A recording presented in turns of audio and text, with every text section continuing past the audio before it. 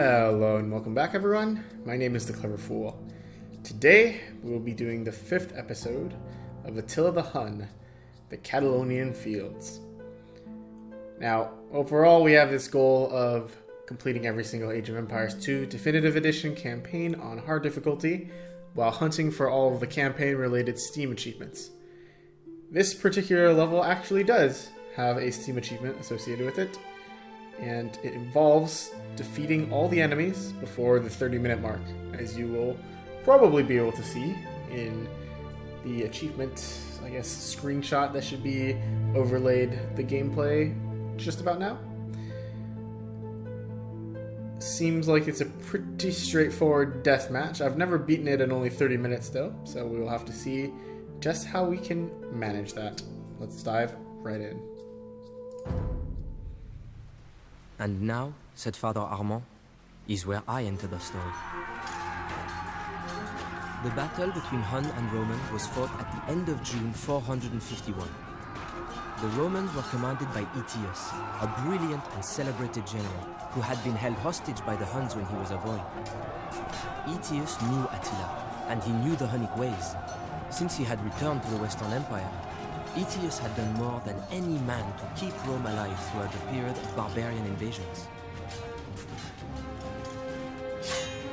His army was not large enough to face Attila alone, so Aetius convinced tribes of the Alans and Visigoths to ally with him. Even though these dubious allies had a common hatred of the Huns, it was still a remarkable achievement on Aetius's part to have drawn them into an effective military relationship. The Huns were eager for battle. Attila's shamans looked at the entrails of cattle and the color of sheep bones and prophesied that the Huns would meet defeat on the Catalaunian fields. However, they also foresaw that the commander of the opposing force would be killed. Attila must have thought this a fair trade, because he brought battle to Aetius and the Goths. Before blood was drawn, Attila stood before his assembled troops, clutching the sword of Mars in his fist. He told them, "It is a right of nature to glut the soul with vengeance. I shall hurl the first spear at the foe. If any man can stand at rest while Attila fights, he is a dead man."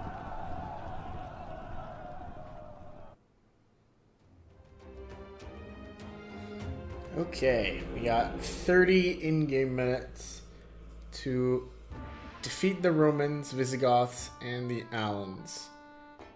This should be interesting. So, it's going to be a 2v3 because I believe we have the Ostrogoths on our team. Don't think that they're going to be doing anything productive, however. Our hints tell us that the Huns are restricted to a population limit of 150. And that this battle will play like a deathmatch. Prepare for attack almost immediately, but do not forget to collect resources to replenish your losses. Our scouts report that the Huns in yellow and their allies, the Ostrogoths, in red, occupy the right-hand side of the battlefield. The Romans in blue and their allies, the Visigoths, in green and Alans in cyan, are drawn up across the creek on the left-hand side of the battlefield. The embattled Franks in gray have been caught in the middle of the battle and will soon be defeated. Their fate is none of the Huns' concern. Among your enemies, the Romans are the most dangerous. Their infantry, cataphracts, and siege weapons will initially try and hit the Ostrogoths on the Huns' flank. The Visigoths train Huscarls and some cavalry, while the Alan force is composed mostly of knights and cavalry archers. So Teal trains knights and cavalry archers, and the Visigoths train Huscarls and some cavalry. Whereas the blue team is the most dangerous team and trains infantry, cataphract, and siege weapons. Okay. So I'm actually going to cut the recording real fast right here in case I fail the achievement the first time. This way it'll be clean for me to edit in the winning run. See you guys soon. Okay, so let's just go ahead and let these boys talk for a sec. Now you must keep the Romans from killing us all. So I actually took this strategy from online. I can't really claim credit for it myself. Basically what you're going to need to do is to move your starting force of Tarkans and scout up north to disrupt the Western Roman Empire as soon as possible. Your villagers then at home will begin constructing 8 stables, a market, a blacksmith, and I believe that's all in terms of buildings.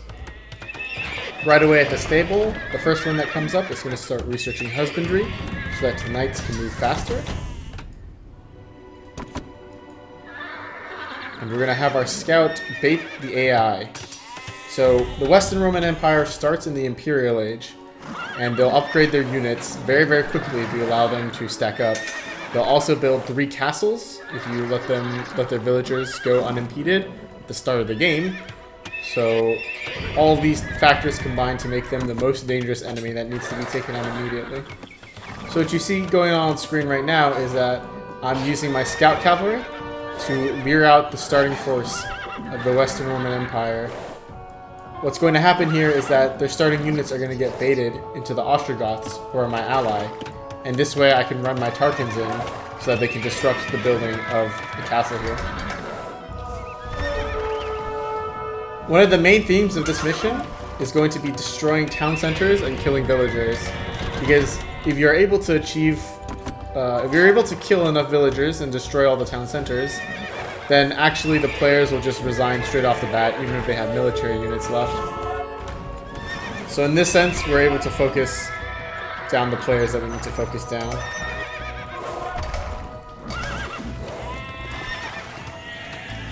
As you can see, I have a few Tarkans taking out the more exposed town center of the Western Roman Empire.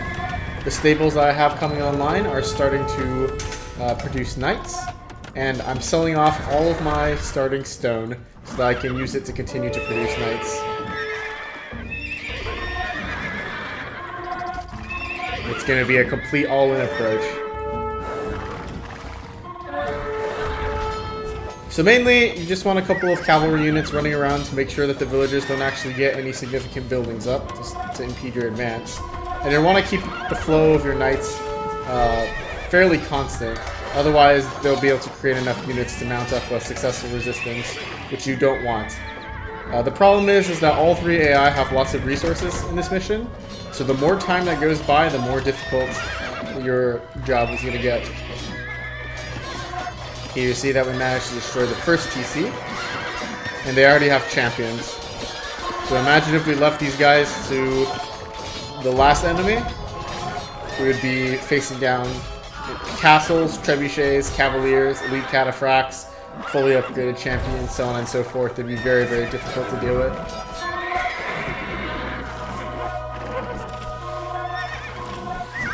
The nice thing about this strategy is that it goes all in terms of 1 unit, so you actually don't really need too much besides the 2 upgrades that we built the blacksmith for. That's why I had the blacksmith constructed first, so I could get my techs as soon as possible. Another reason why I built the market first as well is so that I could sell my starting stone for as much gold as possible. Otherwise, the AI will actually do some market shenanigans and decrease the value of stone. And what's going to end up happening is I'm actually not going to gather any resources at all this mission. What I'm trying to do now is I'm trying to focus down the town center. Again, if I can destroy this enemy early enough, it'll be a huge boon for me. You'll see that the AI has actually already constructed some towers in this case, and the villagers are hiding inside the towers. You'll need to destroy these towers so the villagers pop up, because if there are villagers that are garrisoned inside buildings, they basically won't come out, and you won't be able to defeat the AI that way. Because the villagers will effectively just wait inside the building while the military buildings continue producing, and you'll be unable to actually defeat them the quick and easy way. So that voice line has our friends in red, the Ostrogoths, sending us a few forces to aid us in our fight. Now, because we're doing this so quickly, they end up actually being somewhat helpful, even though normally they're quite useless. The Petards in particular are able to destroy some units and buy us some time so that our knights can actually focus down the peasants instead of having to fight the units that Blue is producing here. So as you can see, besides trying to focus down the odd siege weapon, I'm really on the hunt for peasants. Any damage that goes on a red unit is damage that's not going on a yellow unit, which is really, really good for us. So there you can see the Petards actually came in real handy. They damaged that tower enough to eject the villagers, and once I killed those 3 villagers, that actually took care of the entire Western Roman Empire. But the important thing is to keep that stream of knights coming. What's really, really good about the Age of Empires 2 Definitive Edition is that the queue system actually makes it very easy for me to maximize the queue once all the stables are built up. So now I don't even have to worry about producing any more knights because the queues are full and I've used up all my resources. So now that the biggest threat in the Western Roman Empire is down, we're actually going to want to defeat the Alans, who are in the center. As you can see there, the Visigoths advanced the Imperial Age in the south. And they're going to be mounting a force of halberdiers, huscarls, and I believe caprams and trebuchets. In the meantime, though, the Alans are still in the Castle Age, which is really good for us. And they have a bunch of cavalry archers and knights that we're going to deal with. At this point, we've already used almost all of our resources, so we basically have all the units that we're going to be able to work with for the rest of this mission. This fight with the Alans is critical, because you want to wipe them out without losing too many of your knights. You're going to need a lot of knights left over to deal with the Visigoths at the very end, and it'll soon become evident why. So the most important thing here is that you're using all of your knights at the same time, and that, of course, you've picked up both the chain barding armor upgrade and the metal casting upgrade, so that your knights have +2 attack and your +2 defense.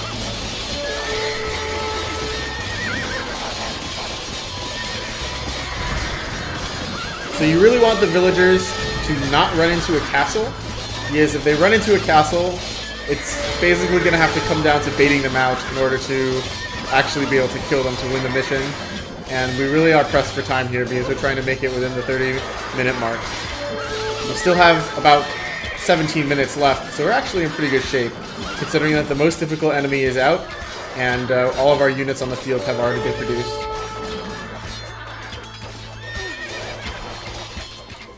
Now this segment definitely could have gone faster,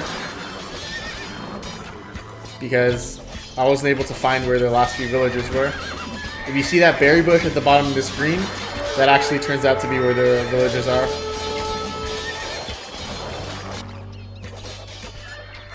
Thankfully though, we have eliminated enough of teal, so that even if they do produce units, they basically just get killed by our squads of knights as soon as they come out, so they're doing minimal damage to us.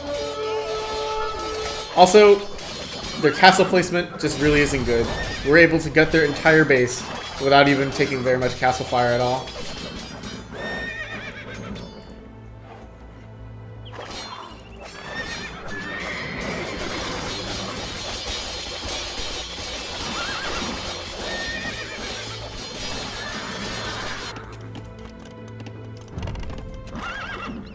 So at that point, I'm ejecting our friendly scout at the very start that helped us bait out the units from the Western Roman Empire into the Ostrogoths. I'm going to be doing a similar thing with this scout to bait out the units for the Visigoths as well.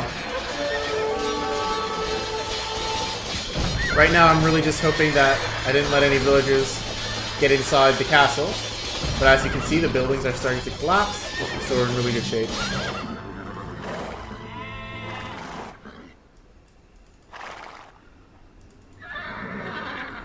Now, if you had a discerning eye, you might have seen there for a very brief second a battering ram from the Franks team. That battering ram and a lone scout cavalry in the west side are the only 2 units that the Franks actually have. There's the scout cavalry. And if you kill them both, then the Franks get defeated. And here I am, making a save, just in case. Alright, so here we are, loading back in for my save. I was hoping that I'd be able to get it all in one take, but sadly, there was some information that I was missing that led me to fail my first attempt to defeat the Visigoths.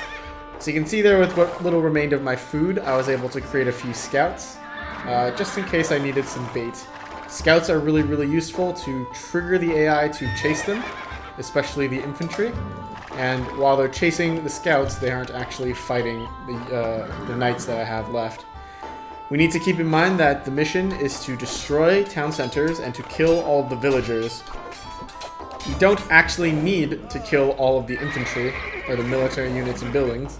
And in fact, with what little remains of our force, I sincerely doubt we will be able to, especially considering that we're running Castle Age Knights into Imperial Age Gothic Halberdier.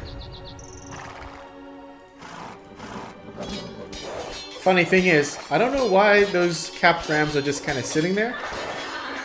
No clue why they didn't just decide to attack the rest of my base. But it doesn't really matter, considering that I'm done producing units. So none of those buildings actually matter. So here comes the big piece. That is the reason why I was unable to beat the mission the first try. I actually was unaware that these castles do not have murder holes if you're fast enough. So what you can do is you can funnel your knights in here and take down both castles. Now, the important thing is you don't want the main force of the Visigoths infantry to come back to defend the castles. Otherwise, you'll be fighting under the castles against halberdiers with only knights, and you will lose, I guarantee you. So what you're going to need to do is that once you do a good amount of damage to the castles, you'll need to pull off a tactical retreat, and then use a scout to bait the infantry further north once again to fight the Ostrogoths. So I started my assault on the Visigoths with 60 knights of various health points, and currently I still have maybe like 40 or so attacking each castle. And thanks to the fact that they don't have murder holes, I'm only taking some nominal damage from the town center.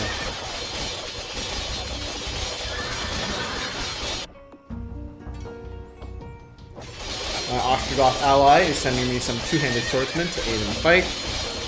You know, every swordsman counts. And there you see why it's important to have a scout cavalry. It gave me some advance warning that their infantry was coming back. So you can see I tasked another scout to task the blacksmith. And as the infantry pull back, I'm going to pull out what remains of my knights. Approximately 34 or 33. So that they don't get focused down by the infantry. And now once my Ostrogoth ally comes in and attracts their attention, as well as my Scooty Booty Man, you'll see that I have attracted the attention of their main infantry force of Huskarls, Champions, and Halberdier.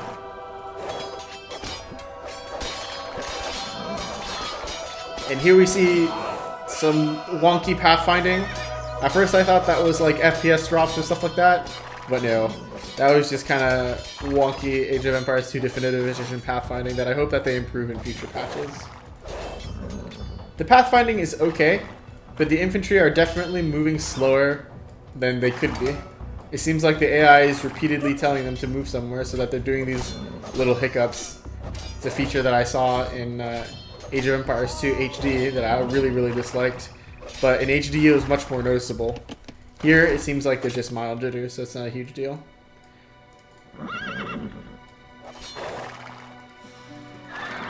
So now that I'm confident that my scout has attracted their attention and that they're focused on gutting my base, I'm going to send what remains of my knights back in to destroy the castles. Remember, we want to make sure that the villagers have nowhere to garrison, because even though it looks like I'm not focusing on the TCs right now, I actually have to focus down these two castles. Otherwise, the villagers will have a place to hide, and I won't be strong enough to destroy the castles in this scenario. There's one castle down, which is really good. And you can see about like 15 or so villagers run out and run back right back into the town center.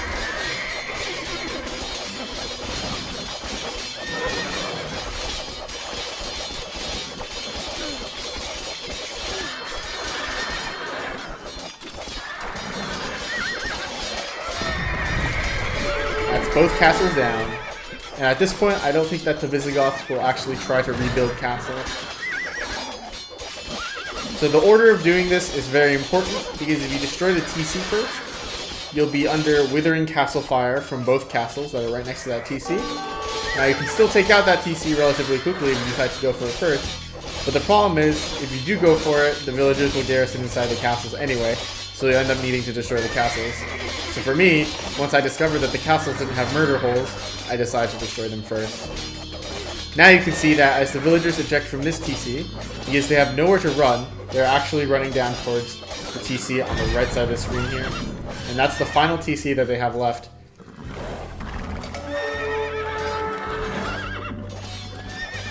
It's kind of coming down to the wire here, because I'm down to 19 population. But in fact, 4 or 5 of those are scouts, and then another 3 of those are villagers. So I really only have like 12 or so knights left. I wasn't sure I was going to be able to pull off this win. But I still had to spare 1 knight in order to chase down villagers. Otherwise they might try to build a town center again.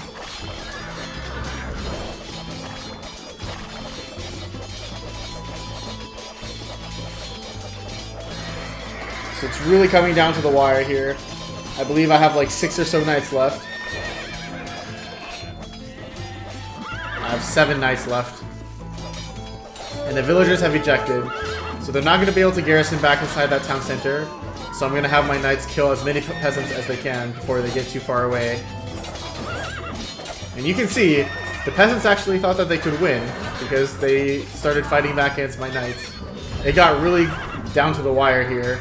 If they had like 2 or 3 more halberdiers in this fight, things could have turned out very, very differently.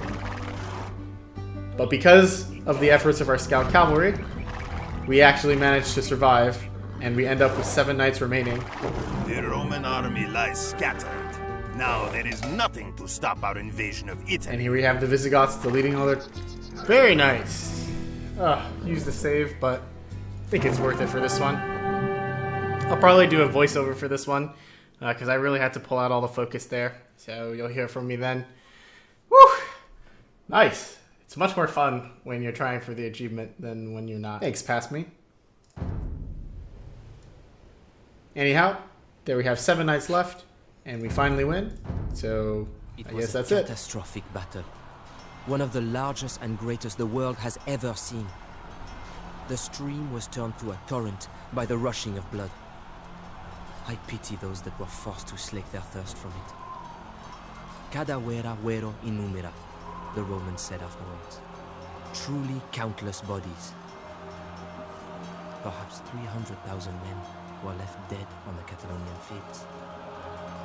It is said the ghosts of those killed continued to fight for several days. I passed within inches of the fell Hun king as he stalked the battlefield, trying to determine which of his chieftains and allies yet lived. When he found me, huddled beneath my shield, I made my peace with God. But Attila did not seek my decapitation. He saw that I was a holy man and ordered me to join his retinue of foreign advisors. That is how you know so much of the Huns, I offered. The priest nodded. Despite the carnage, the outcome of the legendary battle was unclear. Attila had lost much of his cavalry, but the Roman army would never recover from its losses. For a time, no one knew if the Hunnic king would continue to pursue the hand of Honoria. But what of the prophecy, I asked? Did Aetius die on the battlefield? Nay, it was Theodoric the Goth, not Aetius, who died and fulfilled the prophecy. Aetius knew that if he utterly destroyed the Huns, then the Visigoths would have no need for a Roman alliance, and Rome would face yet another barbarian threat. And so, Aetius retired from military life, hoping that the outcome of the Catalaunian fields would leave the Huns and Goths in a stalemate. He hoped he had done enough to save his empire. He had not. I just realized that Aetius looks kind of like Berengar from the Elsa mission. Ooh. Cool.